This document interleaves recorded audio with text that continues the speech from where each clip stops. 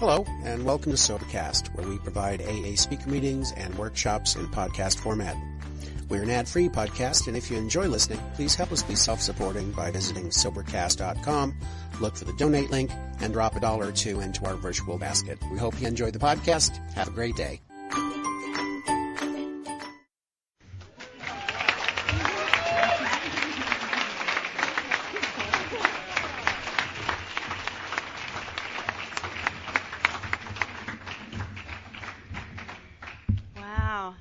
My name's Layla, and I'm an alcoholic. Hey, Layla! Love you, Layla! Lots and lots and lots. Oh, Awesome. I was in pageants. I do. Wow. What an awesome opportunity this is. I am always amazed and honored and overjoyed to be standing in front of a group of my peers to stay sober one more day. I'd like to thank the host committee and Ray for asking me to be here, and you guys have offered some wonderful experiences before and after the fire, the light bulbs, the whole Gatlinburg experience here. It has been great. It really, really has. The banquet tonight was phenomenal. For those of you that missed it, please don't miss out next year because it was awesome.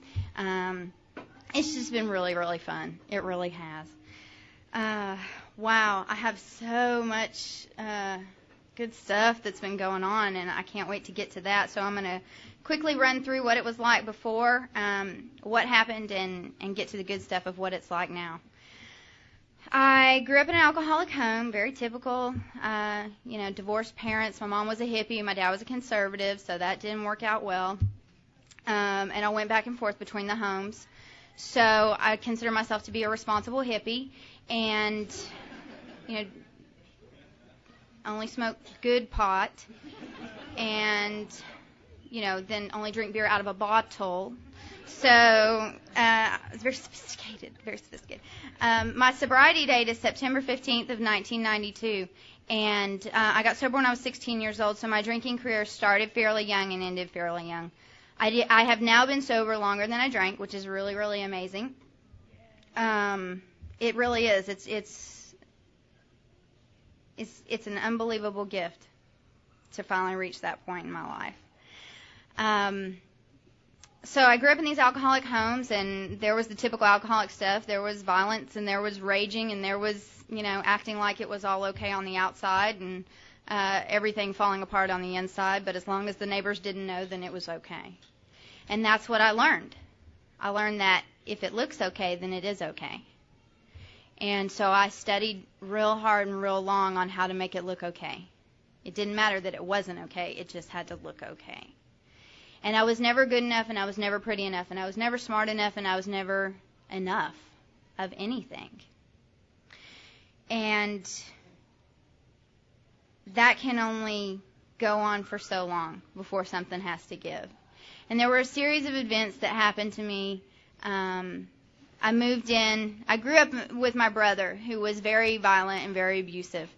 And my parents didn't really know how to, or they chose not to for some reason, or whatever the reasons were.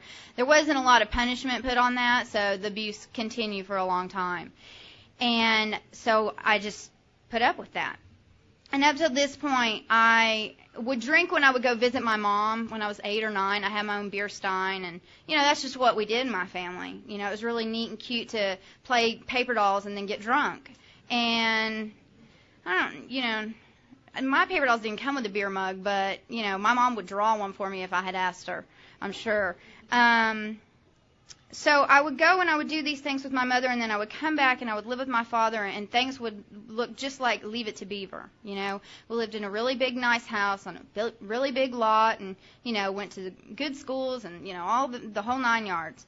And I listened to the speaker last night, and he was talking about remembering being embarrassed to invite someone over. And I would beg and plead every Thursday night when it was like sleepover night to please let me go stay at someone else's house.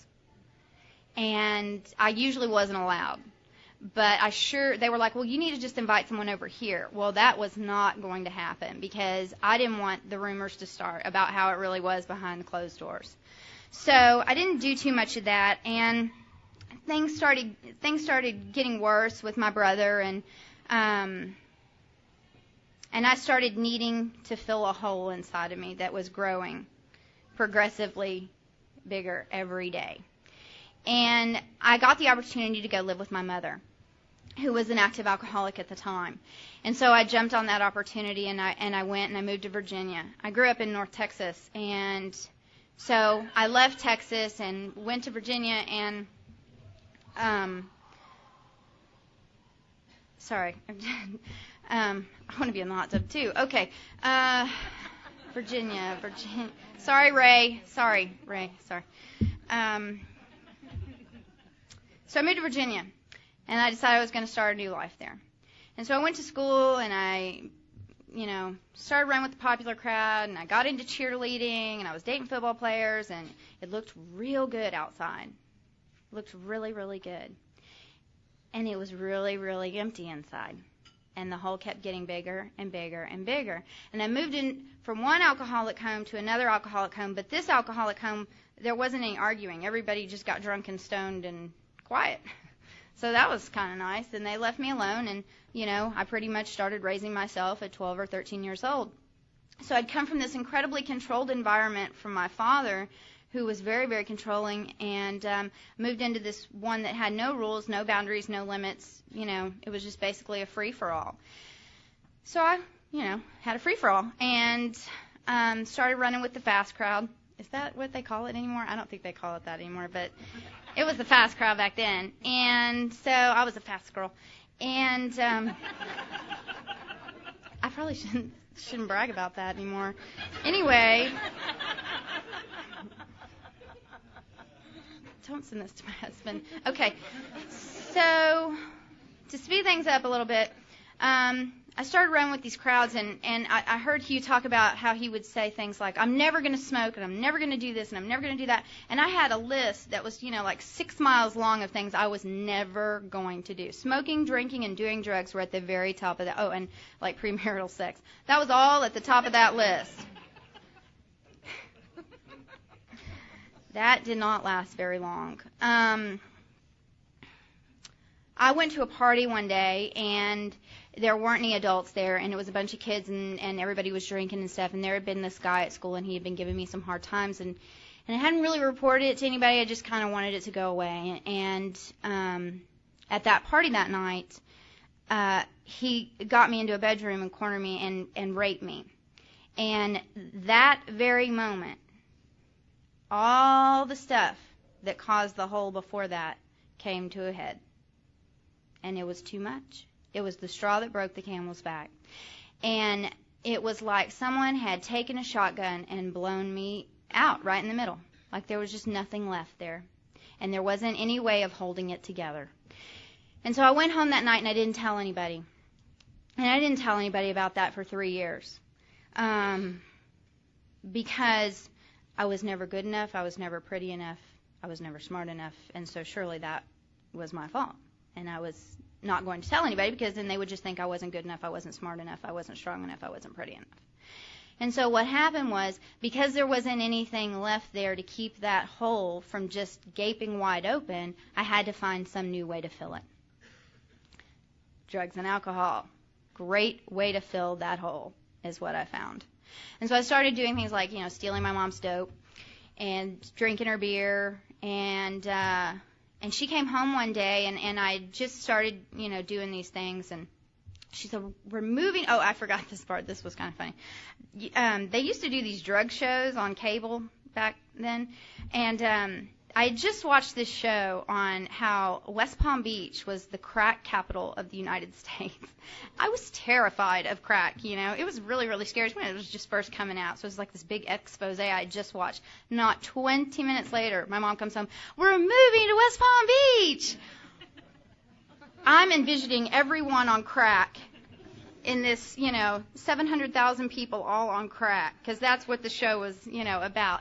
So I was terrified. I didn't want to leave this life. As bad as it was, it still looked good. And so as long as it looked good to you, it must be okay. Because that's all I knew. It didn't matter that I had this huge gaping hole. It didn't matter that I couldn't stand to look in the mirror.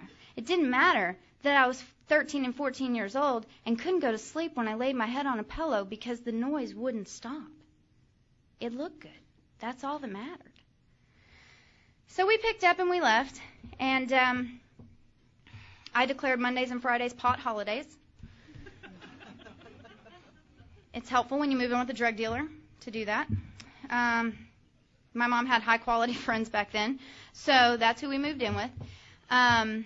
And I learned all sorts of new tricks, what shooters were and what parties were and, all the nightlife that you can imagine coming along with South Florida. That's what I started enjoying at 14 years old.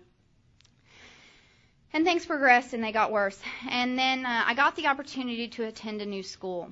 And it was a magnet school, and you had to audition and this, that, and the other. And it was the goody school, the slow crowd school, I guess you would call it. And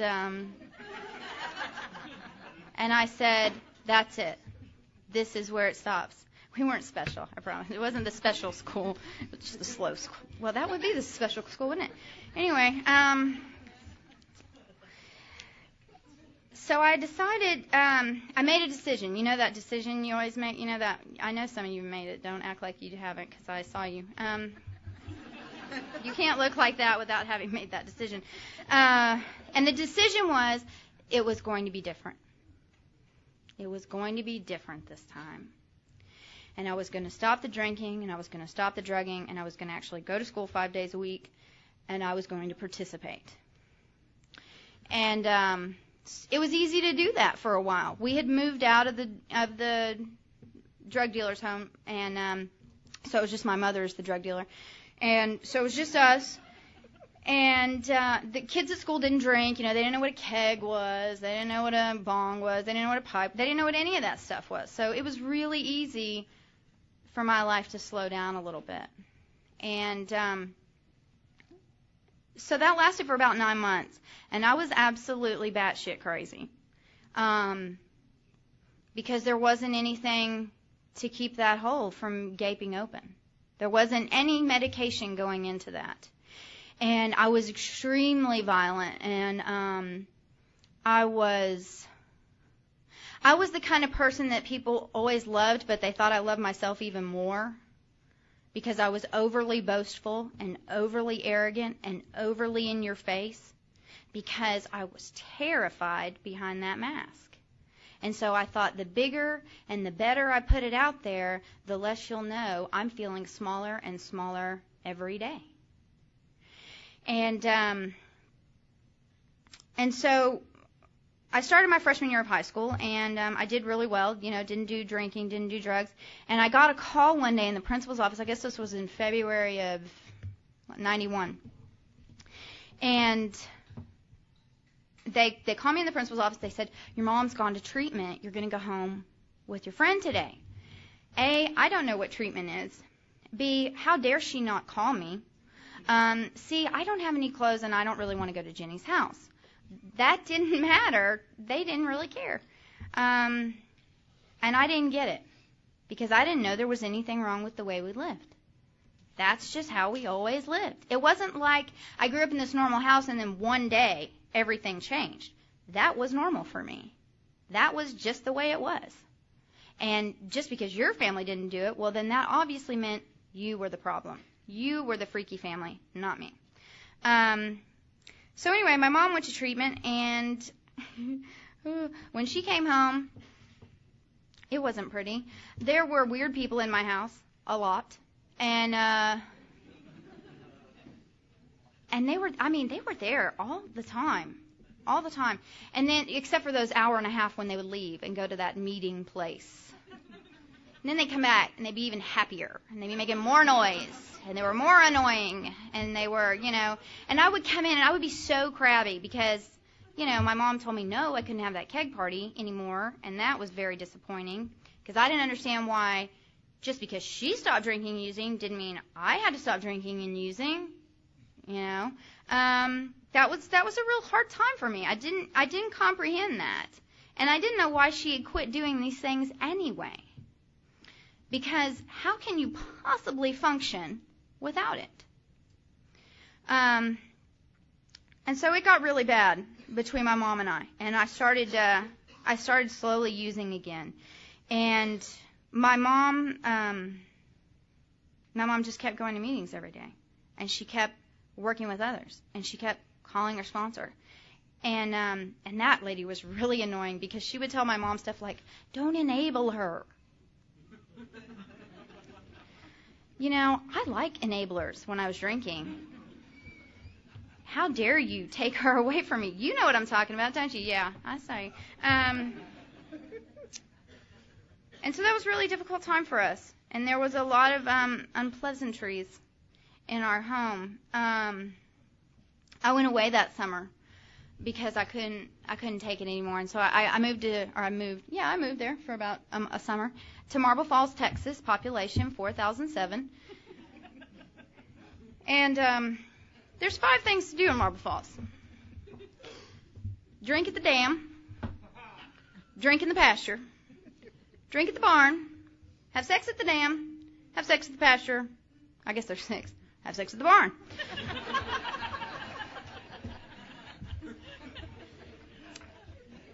It was a fun summer.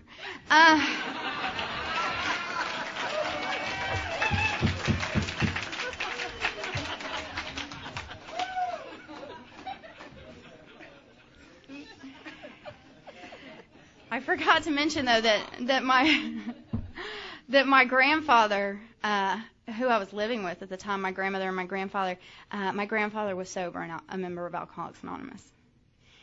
And every night after dinner, he'd say, "You want to go to a meeting? You want to go to a meeting? You want to go to a meeting? You want to do your algebra homework, or you want to go to a meeting?" Algebra looked so good that summer, I cannot tell you. I still managed to fail, but it looked better than going to a meeting. And I avoided that. I avoided that all summer because I didn't need that. It still looked so good out there. Couldn't you see that? And, you know, when it's someone in this room looking at it, we can look right past that. And we see what's really in there. And we see the emptiness in the eyes. And we see the gaping hole in the soul. Because we identify. Because we have been there. Because the book tells us we have the power to help when no one else can. Because we've been there. And that's an awesome gift of Alcoholics Anonymous. But it sucks when you're the one drinking and you've got someone sober seeing it in you. Want to go to a meeting? Want to go to a meeting? Hell no, I don't want to go to a meeting. So I would get these letters from my mom, and she would mail me AA pamphlets. I could not get away from it. It was everywhere. It was all encompassing in my life. And I proceeded to drink that whole summer. Every night. Every night I got drunk. And actually it was really funny because my grandmother, she brought that up to me the other day. Some people that I stayed with that summer had reminded her that I snuck out of their house. They were like 75, and I snuck out to go get some vodka that was on the front porch that I had left out there so that when they went to bed I could sneak out and get it. I walked all the way around the back of the house. They had the front door unlocked. I didn't even know that. And they remembered that to this day. They remembered that, and they didn't want to tell on me because they were trying to protect me. Now that is a good enabler. So let me speed things up a little bit. So I told my mom she had been dating this guy in Alcoholics Anonymous who I really didn't like because he said stuff like, "You're selfish and self-centered." Excuse you, hello. You're the one wearing cutoffs and flip-flops. It didn't look good outside, so you must be the one that has a problem. It didn't look good outside. Can't you see I match? Hello.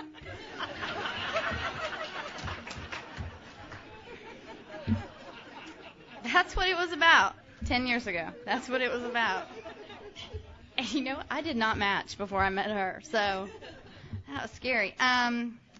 So I told my mom, I said, you have to get rid of him before I'll come home.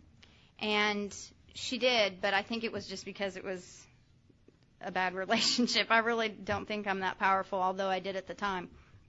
And I came home, and I immediately started back to school and found a drinking buddy. Well, I made her a drinking buddy because I got really tired of it being the slow school, and I was going to speed things up. So I did. And I found some people at the gym I was going to at the time that were probably out of college by that point in their life, and they were more than happy to drink and smoke dope and do whatever with underage girls. So that's what we did. Not the whatever. No, I mean like drugs. I wasn't that fast yet. So things progressed, and I got worse and worse and worse, and my disease sped up at an unbelievably rapid rate that year. And I met him. He was so cute. And we were going to get married because I was 16 and I knew exactly what it was all about then. Of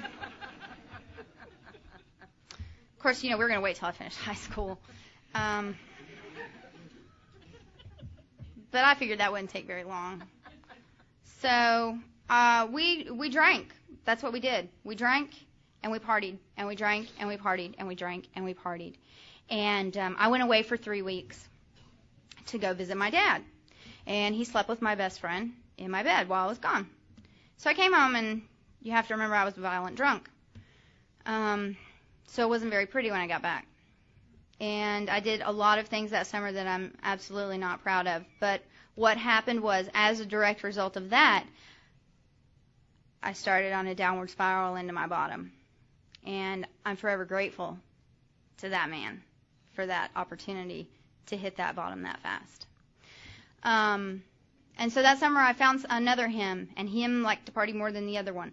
And so that's what we did. And we partied and we partied and we partied and we partied. And I had found a little convenience store that if I wore just the right bikini top and just the right cutoff shorts, then they would sell me alcohol. And so I started, I had more access to alcohol, which made things a lot easier because I had lost my connection with drugs because, A, my mother, who was the drug dealer, left, and then, B, the guy from the gym left because I had a him in my life, and so I didn't really, fit his plan anymore. So that summer it was just about having a drink. And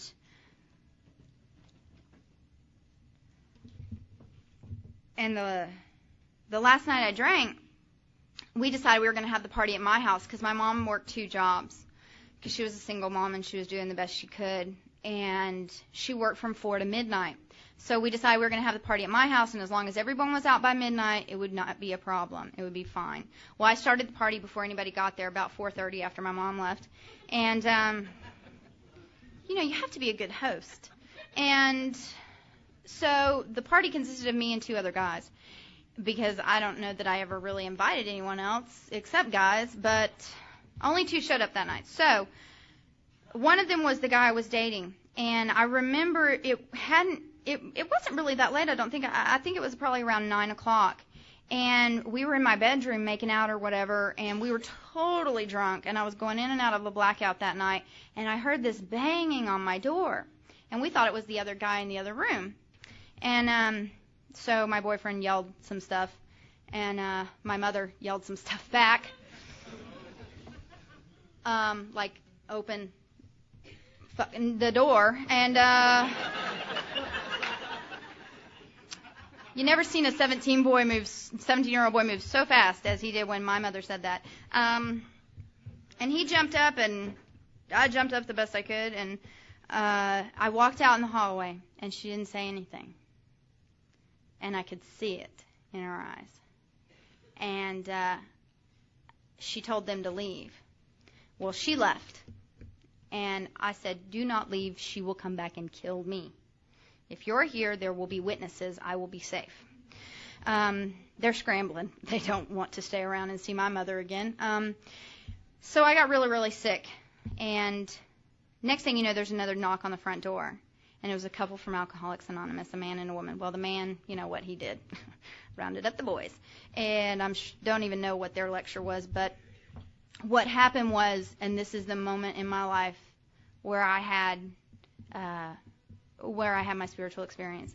And that was, I sat on the edge of my bed with a woman named Jane, and I said, my mouth opened and these words came out: I can't stop. And it was that simple.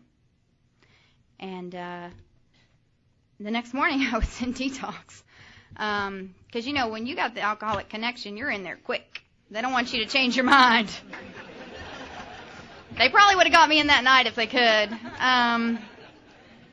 But I wanted to pack my bag and make sure I had matching clothes. So I did that, and they didn't have any openings at the adolescent unit. And so I stayed in the adult unit. And this was a facility called CARP. And I don't remember what CARP stood for, but it was a very, very low bottom. It was for indigents. And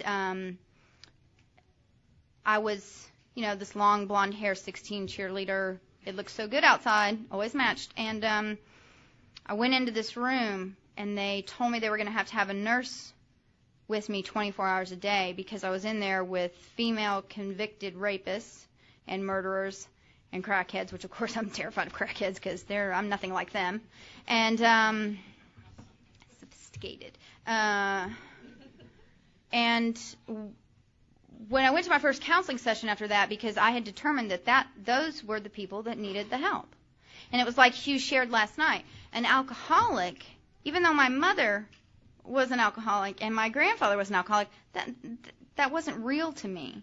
What was real was the old man that lived under the bridge, that had the long shaggy beard, that drank out of a paper bag. And I certainly was not that. And so the first day I went in and I figured out that you have to tell them you're an alcoholic, because if you don't, you're never getting out. So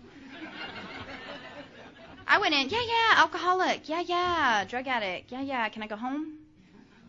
And they let me out 3 days later because I was finished with my physical detox.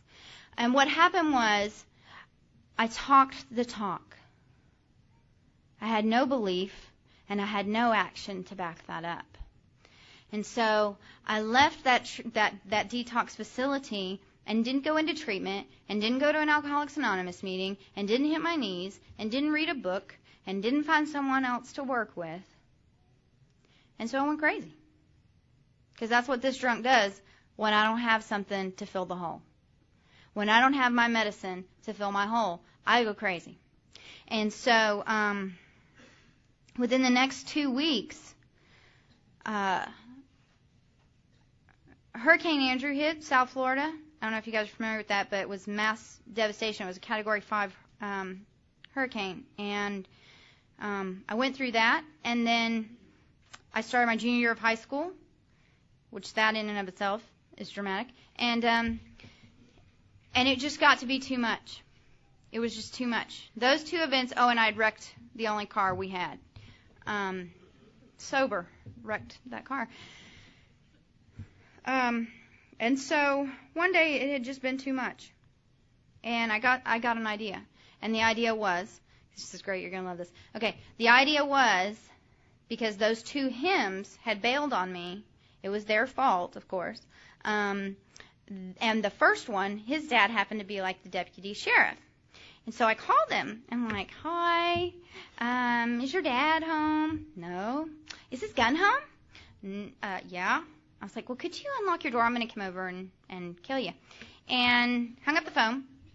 Called the next Tim. Hi, are you home by yourself? Yeah. Okay, could you unlock your door? I'm going to come over and kill you. Hung up the phone, and that was my plan. And my plan was I was going to go take care of number 1, then number 2, and then myself. Because I'd had enough. I was done. But, I liked a party, so I needed to have some people go with me. And this is God. This next part is God. I had to go to treatment therapy. Yeah, therapy. I had to go to my therapist before my mom would let me have the car, to go take care of this business I had scheduled. Therapy. Yeah. So I shared this little plan. Therapists don't like that. They also don't like it when the sheriff calls them and says, there is a psycho trying to kill my son. So she had already got the word by the time I got to her office. And I told her, she said, is there something you want to talk to me about? And I said, well, I have this plan. And I went through it with her, and I said, do you think something's wrong with that?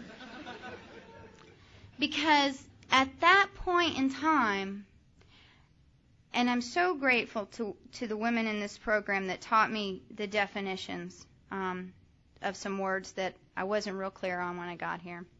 And the definition of delusion is, we cannot differentiate the true from the false. I no longer knew true from false. I no longer could tell you right from wrong, black from white. My whole world was gray. And that's a real scary place to be. So, therapists really like to send you places when you're like that. A lot of people like to send you places when you're like that. So they had suggested, they brought my mom at this point, and they suggested that I go to treatment. And they told me of this facility, and I'd seen the commercials, and there was a palm tree and a beach, swimming pool, lounge chairs, and at the bottom it said 14-day evaluation. What I read was 14-day vacation. I said, sure, let's go. I'll get my swimsuit and we'll get in the car.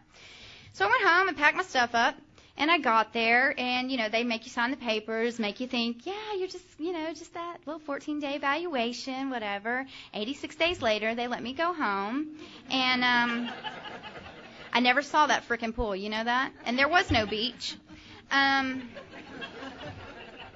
There was a gym and an obstacle course. That's what was there. So I stayed in that facility, and I helped so many people while I was there. It was a beautiful thing. Should have been in therapy. Whew. I should have gotten some checks for that stuff. That was good. That was good advice I was given, I'm sure. And I got out of there, and they said, you need to go to meetings of Alcoholics Anonymous, and you need to find a sponsor, and you need to read the big book, and you need to work the steps, and you need to go to meetings consistently, and you need to find a home group and get active and get involved. And I didn't know what any of that meant, and I wasn't real sure I was going to do it. But my mom, of course, had scheduled for a pickup of one drunk member to go to a young people's meeting. And so I went to a young people's meeting in Palm Beach Gardens, and he was there. Better believe, willing to go to any lengths at that moment. And he said, and I will never forget it, hi, are you new? A match.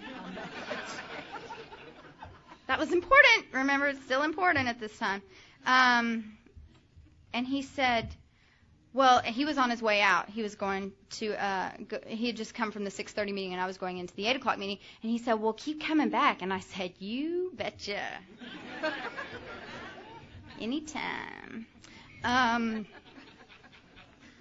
So I did. I came back for a long time for him, and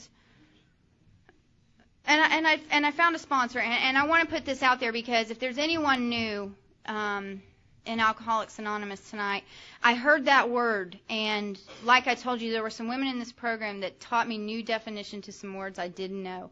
And when I got here and I heard the word sponsor, the only thing I had to relate that to was, when you're like on softball or something and you have a sponsor like Fifi's Nails or Bud's Barbecue. I thought the Mercedes dealership would be a really good sponsor. And then they pulled me aside and told me, no, honey, that's not what that is. A sponsor is someone who's worked the steps ahead of you and knows the book of Alcoholics Anonymous, can lay the kit of tools at your feet and show you how to live this life. That didn't sound like much fun. So I said, well, can he be my sponsor? Because I'm willing to take anything he laid at my feet. And honest program. And they said, no, honey, you need to find a woman. So, I'm desperately searching for one. And I didn't ask any qualifications. She could have, just gotten off the treatment bus too. I didn't know. And I said, hey, will you be my sponsor? And she said yes. And luckily enough, she had been sober for a while. And she had been watching me. I think there were a lot of people that had been watching my crazy ass that week. And so I asked this woman to be my sponsor, and things didn't work too well with us. She told me I wasn't allowed to see him. What kind of crap is that? Don't you know I'm 16? Don't you know I need to have a life? Don't you know if this deal isn't fun, then I'm not going to stay? And so what happened was you guys taught me what fun could be in different ways. You guys taught me that it could be fun to sit at Denny's until 4 o'clock in the morning drinking the worst coffee you've ever had in your life. Horrible on your kidneys. But, and you taught me things like you could go to an AA dance and you didn't have to go home with someone afterwards. And those were things you taught me in very slow increments. And the way you taught me that was through example. And I love the tradition, attraction rather than promotion. Because what are we attracting? What is the message that I have to attract you with? Is my message self-centeredness, irresponsibility, unloyal, lack of integrity, dishonesty? That was my message when I came to Alcoholics Anonymous. Today my message is different. Today my message is faith, hope, courage, honesty, brotherly love, service. These are my message today. These are the message that I get to give every time I stand up here. These are the messages I have to give you sitting in a room of Alcoholics Anonymous when someone reads how it works. That's the attraction I give today. And you guys showed me how to do that. So anyway, she showed up with him to my party, and that was the end of that sponsorship, because if I couldn't have him, she couldn't either. And so I got another sponsor, and she had a lot of kids, so I knew she wasn't going to go near him. And she was married, and she had a successful relationship, and she went to women's meetings. What the hell is that all about, Why would you do that? And she began to show me why you would do that. And she began to teach me why you would do that. And then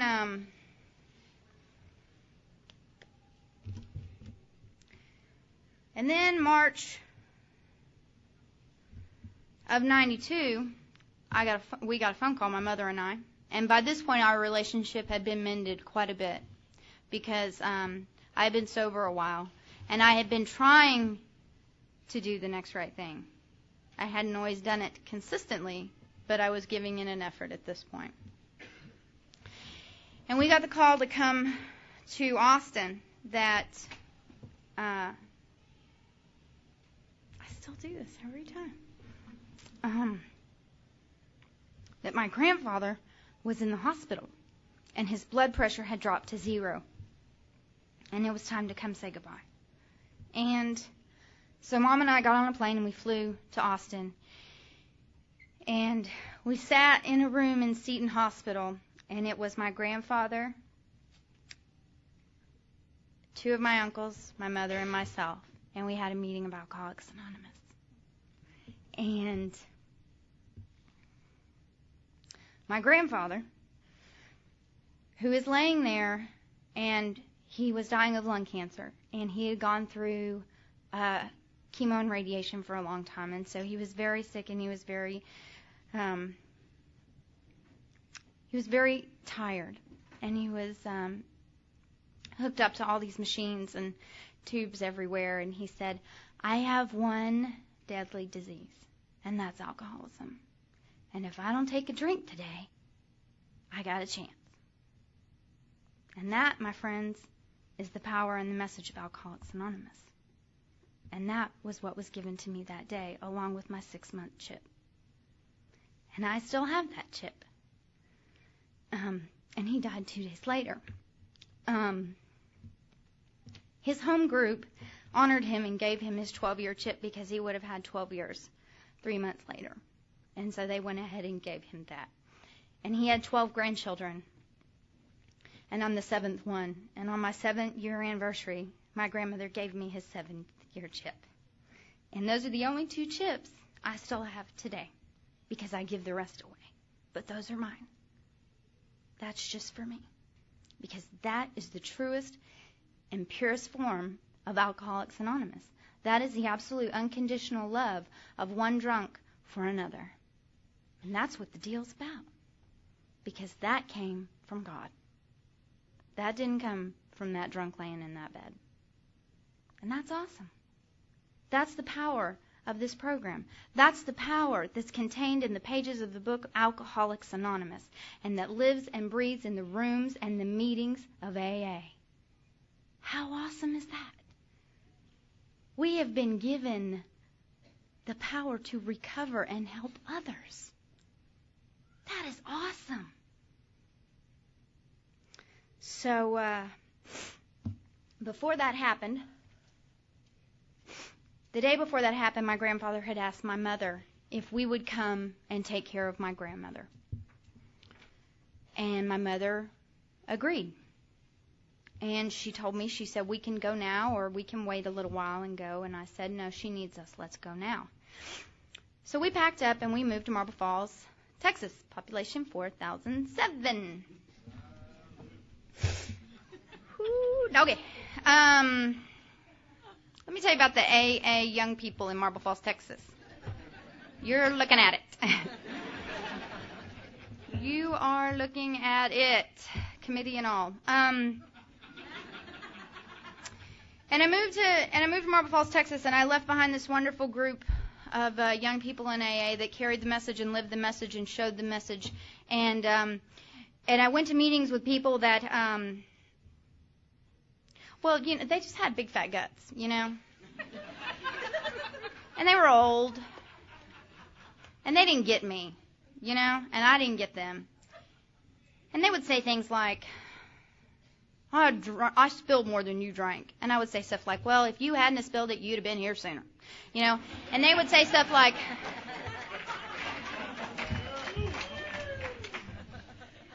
you guys taught me that. You guys taught me that pitiful and incomprehensible demoralization does not come with age. Nor does it come with the amount of alcohol and drugs that I put into my body. It comes when I say, enough. It stops now.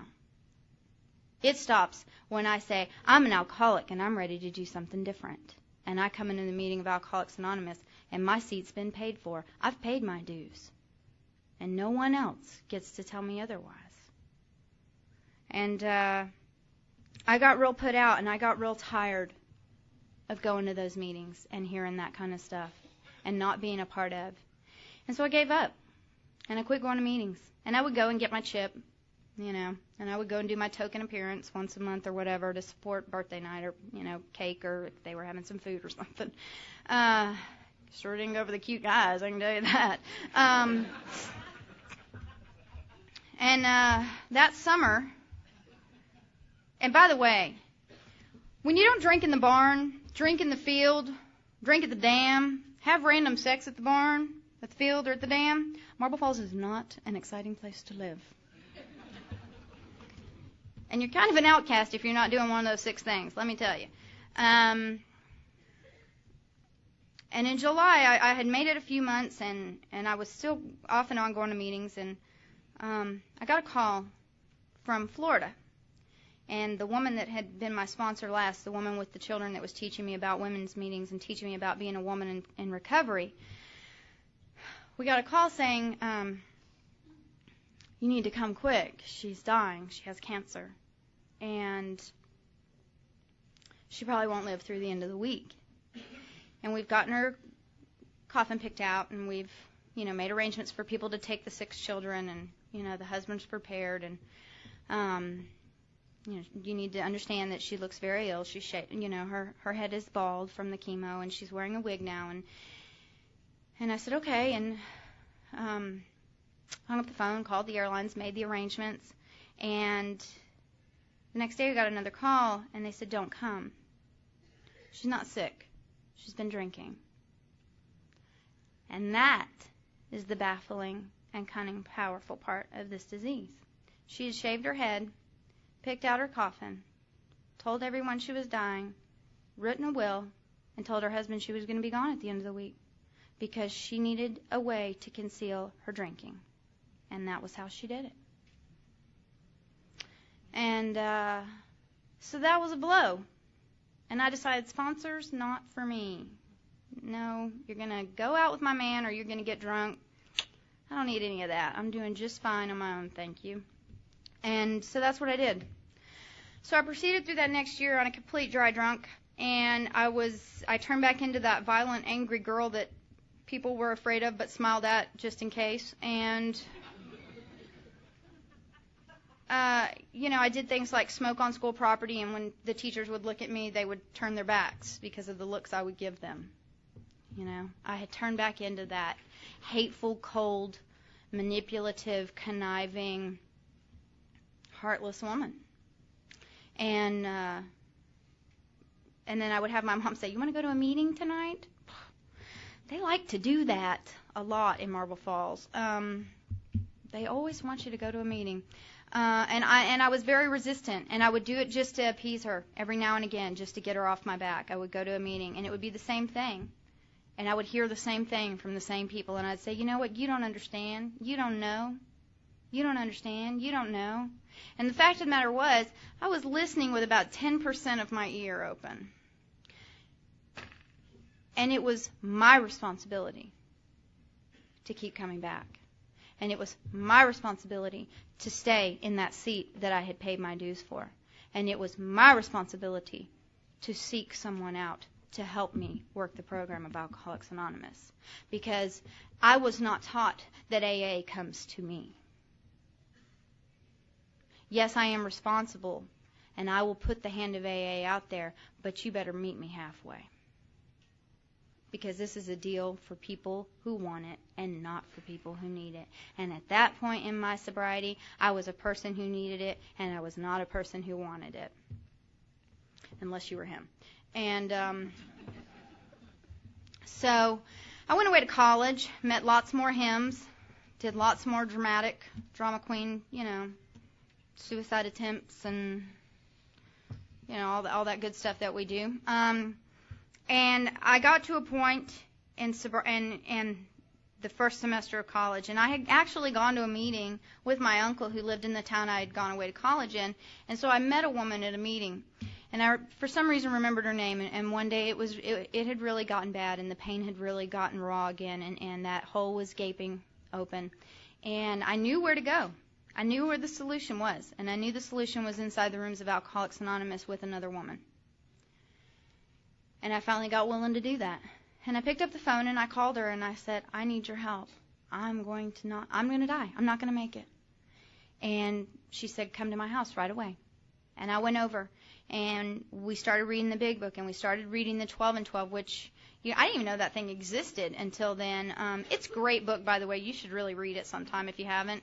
And she showed me things in there, and I could identify, and it kind of freaked me out, because for a long time I still back here had that lurking notion that I don't have a beard, I didn't drink out of a bottle, with a brown bag around it, I didn't push a car, I didn't live under a bridge, so I'm not real sure. I hadn't done what page 30 talks about. We have fully conceded to our innermost selves that we were alcoholic. I had not done that yet. This is the first step in recovery, it says. This is the first step in recovery. I had not taken the first step in recovery. So anyway, I worked with this woman, and we did some work, and we got to that thing called the 4-step. Scary. I said, forget it, and I never called her back. I was absolutely terrified.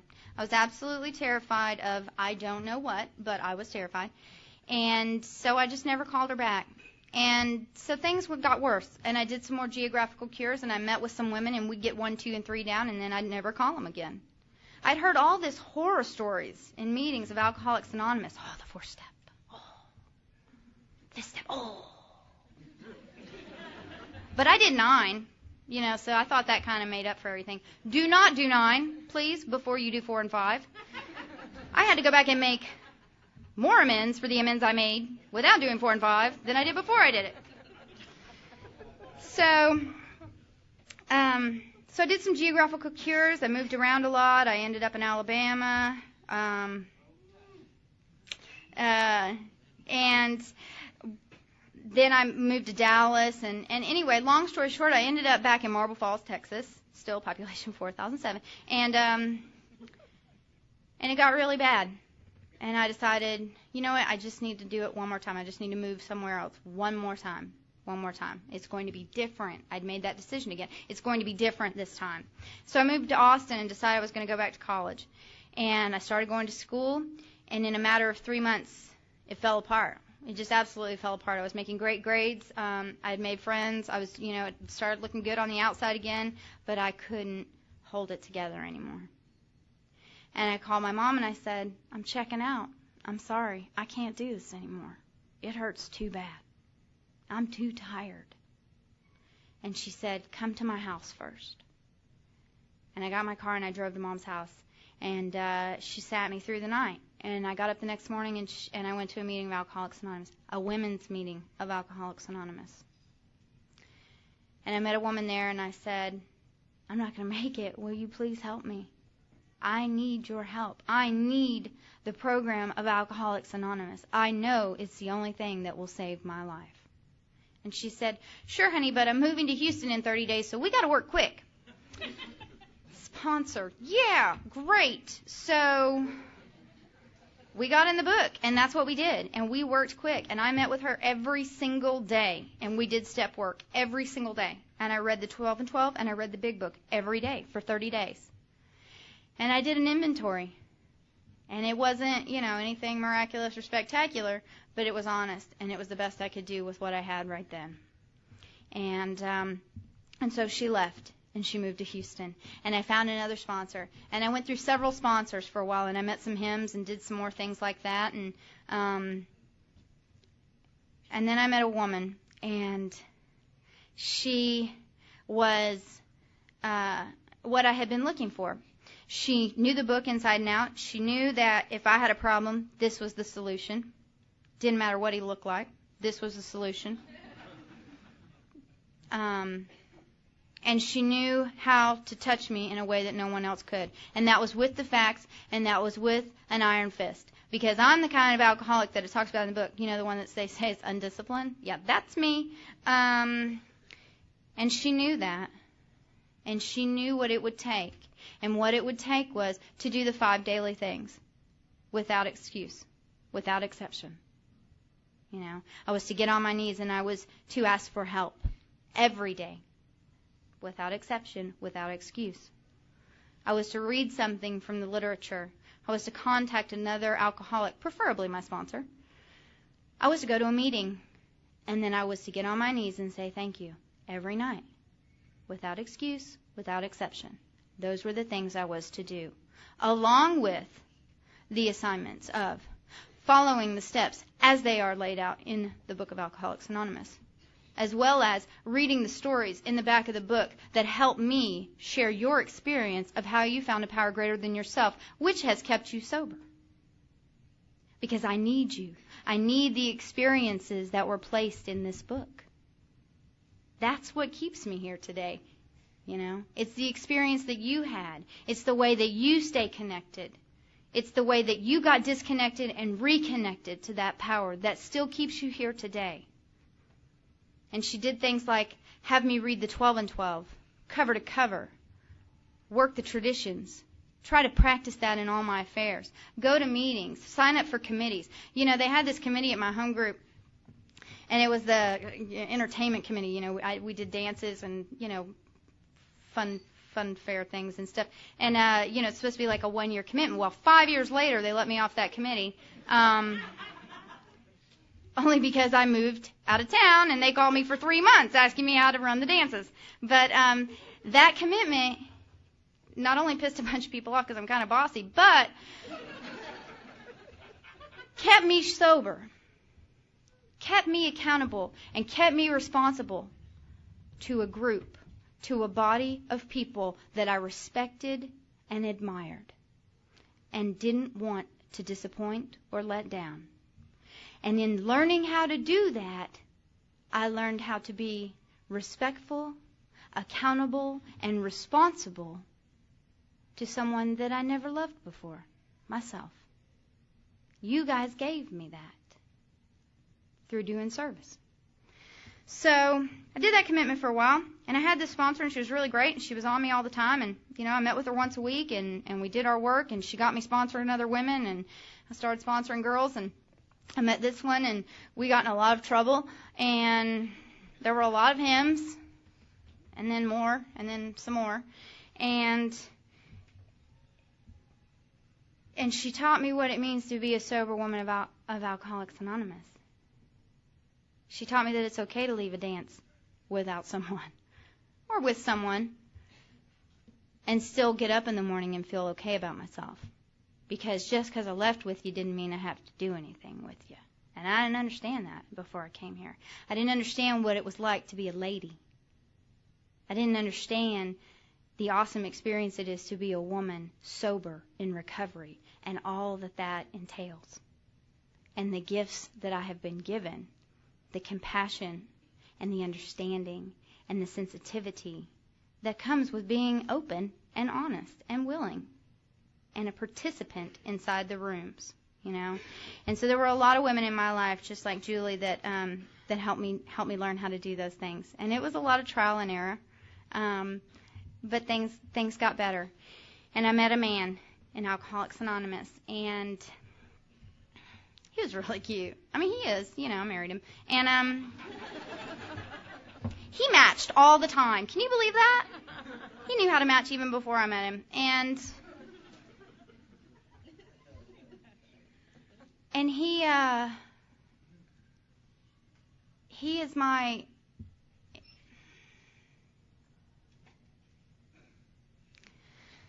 I cannot express what it is like to have that fellowship in my home every day. I wake up with the fellowship.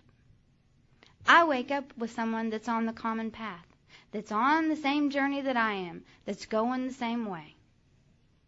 And we may do different things to get there from time to time, but we're on the same path and we're going the same way. And that's an awesome experience. And I never thought that was possible, I'm married. I live in a house. I literally have a white picket fence. And I am so suburban, it's disgusting. I cannot even tell you. I'm really tempted to put that airbrush license plate on my husband's car because everyone in my neighborhood would freak. And my life is calm today. And that's something I never wanted before.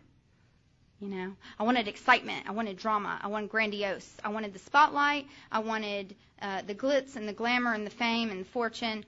And today, I have peace and serenity and contentment and calm. And that's awesome. Sometimes it's boring, I will confess, but it is still awesome. It is still an amazing gift that I didn't even know I wanted. I heard one time in a meeting someone shared, and Hugh talked about this a little bit last night, about the gifts that God has for us, and they said that there's this room in wherever God lives, and there's a room there, and it's full of all these packages that are wrapped so gorgeously. And they're big, and they're little, and they're round, and they're square, and they're all shapes and all sizes. And they're absolutely phenomenal. And God takes me down this hallway, and there's a door down there, and there's a couple on the way. And He opens the door, and it's my husband. And it's something I've asked for. It's something I've wanted. And He takes me to the next door, and it's my friends and my family, and it's something I always wanted. And it's something I asked for, and it's something I work towards. And then He takes me to the third door. And that's where all these amazing gifts are. And I say, what is this? And He responds by saying, these are all the things, my child, you simply didn't ask for. They were here for you all along. And that's what I can have in Alcoholics Anonymous, so long as I stay here. I have a whole room of gifts awaiting. All I have to do is stay here, do the work, and expect a miracle, because it will happen. It will happen. It happens to me every day that I stay sober. It happens to me every day that I get the opportunity to work with another alcoholic and see the light bulb come on. I mean, that's awesome. Have you ever seen, when we come in, we're not very pretty. I don't care if you match or not. We're not pretty. And our eyes are like, well, we're the living dead. We are the living dead. And today, we are the brightest lights on the planet. That's my belief. We are the brightest lights. We exude God's love. We have that ability today. What an awesome gift. I mean, that's awesome. So I married this man, and he picked me up and swept me off to Houston. And things were kind of difficult because I left my home group and I left my sponsor, and I've been gone a month, and I got a phone call. And my sponsor in Austin had gotten drunk. I have a lot of women that don't want me to ask them to sponsor them. I don't get that, but they don't after they hear my story. But she had gotten drunk, and I was devastated. I didn't know what to do. I didn't know that I had it in me to find another sponsor again. I didn't know that I had enough faith in the women of Alcoholics Anonymous anymore because it had been shattered a few times. And then I thought about it, and I looked back on where my life was when I wasn't connected to the program, and when I didn't have that one-on-one connection with a sponsor, and how absolutely miserable I was. And so I went through some sponsors in Houston, and that was some adventures after, let me tell you. And I learned this past couple years that I've lived in Houston, I really have learned that it's a very broad and roomy highway that we're on, and there's room for us to all do it a little different, and but for me, I still needed the iron fist. I still needed to be extremely accountable to someone. And so I went back to Austin, and I asked a woman there if she would be willing to sponsor me long distance, and she said yes, she would. And so, when people say willing to go to any lengths, I really do drive 3 hours to go see my sponsor because I am willing to go to any lengths. Thank God for free long distance on cell phones. That's all I've got to say. My husband probably thinks the same thing. And so through all of that, I have been able to maintain a level of comfort and peace today. And that hole isn't there anymore. Excuse me, it's there. It will always be there. Today it has been filled. Today it continues to get smaller and smaller and smaller because I continue to feed it with God, AA, the fellowship, the big book, service work. That's what fills that hole today. It's not pot and Michelob and Jack Daniels and men and money, all of the things that didn't fit anyway. It was like a vacuum for those things. It just sucked it in. Today, it's like Hugh said, it's the piece of the puzzle that fits.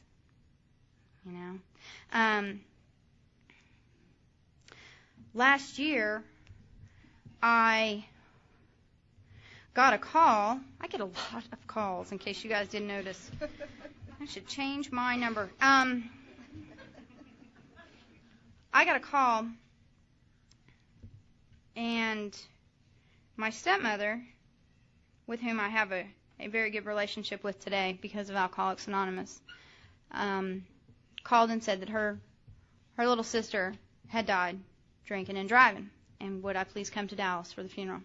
And I wasn't especially close, and to tell you the truth, I don't really like her family, but that didn't matter. What mattered was I'm a sober, responsible member of Alcoholics Anonymous, and when someone reaches out and needs me, I'm there today.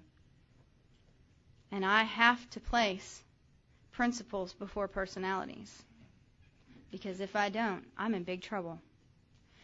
And so I got in the car and I drove to Dallas, and there was all sorts of, drama and chaos, and but we made it through.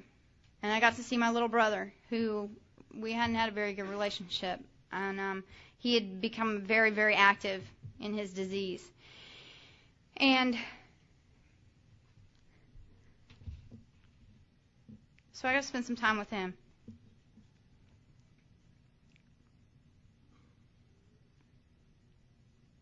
And I left Dallas, and I went back to Houston. And the next Thursday, I was at a meeting, and I was getting ready to turn my cell phone off. And I got a call.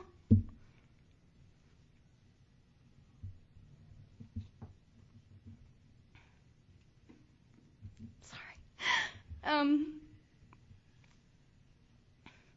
And my little brother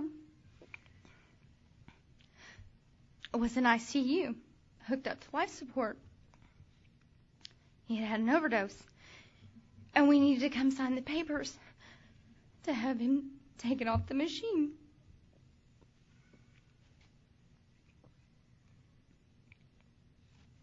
And I got in the car and I went to Dallas. Because that's what you guys taught me to do. It didn't feel good. I didn't want to do it. I didn't like it. It didn't look good. But that's what you guys taught me to do. So I called my sponsor, and I'm talking to her on the way, and I've got Greg in the car with me, and he's driving because I'm, obviously not able to drive. And we get to Dallas, and we pick my parents up from the airport because they were in Arizona trying to get over my aunt's death that had happened the week before. And we drive, and we get to the hospital, and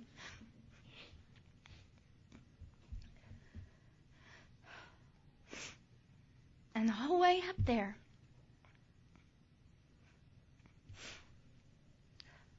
and this is you guys. This is not me, okay? And a lot of people don't like that I say this because it sounds very cold and very callous. But what I heard was, some of us have to die so that some of us can live. And that's what I thought. And when we walked into that room, what I saw was an alcoholic that wasn't suffering anymore. And I was able to go in there and say my goodbyes and know that that alcoholic was finally at peace. He didn't find that peace in the rooms of Alcoholics Anonymous. He didn't have the opportunity to carry the message I've been given the privilege to carry. He carries a different message. He carries the message of what happens if we don't come in and do the deal. I am forever grateful to Alcoholics Anonymous, because in the days and weeks and the months that have gone on since then, I didn't want to go to meetings. I didn't want to talk about this. I sure didn't want to feel it. But you know what? I got up. I got on my knees. I read a piece of literature. I called another alcoholic. I read the book. I went to meetings, and I got back on my knees and said thank you. Because that's what you taught me to do. Because this is the program. It is a design for living that works in rough going. It was pretty rough going. And it worked. And I'm still here. And I still have a message of hope. Because that alcoholic died so that maybe, just maybe, someone that's heard me tell this story can stay sober one more day. Because I know that kept me sober one more day. I was able to stand up and speak at my brother's funeral. No one else in my family was able to do that. It was really funny because, my dad doesn't know anything about AA, and he's really kind of corny. And people at the funeral go, she's a really good speaker. She's really good at speaking. My dad goes, yeah, she's in AA. She speaks at conferences. She's on tapes and stuff. I'm going, Dad, we're at a funeral. I'm not doing this for a living. I don't want people calling me, can you speak at my son's funeral? No, that's not what I do. Sorry, I don't have a tape for that.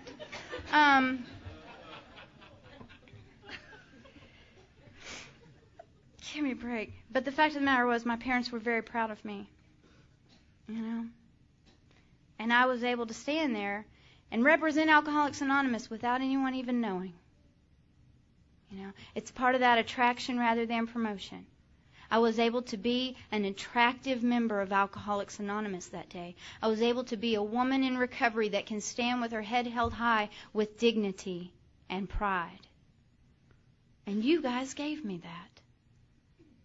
Being strong enough to say, do the work, read the book, go to meetings, work with others. Because for a long time it was about him and the dances, you know? And it's not anymore. I love you guys, don't get me wrong, but, the women are what kept this drunk sober. Well, okay, in the men, it was in the beginning. Yeah, it was the men. But things change. Although some of you guys are pretty cute. But the fact of the matter is that, that happened last March. And I'm able to stand up here today and know that there was a lesson in that. And know that I was able to come through it and get to the other side and even find a little bit of humor along the way. Because you guys taught me not to take life too seriously. And I haven't done that. I do take this program in Alcoholics Anonymous very serious because this is life or death for me, you guys. And it really means a lot to me that I've been able to be here, and I really hope that somewhere along the way I've helped some of you. Thanks for keeping me sober.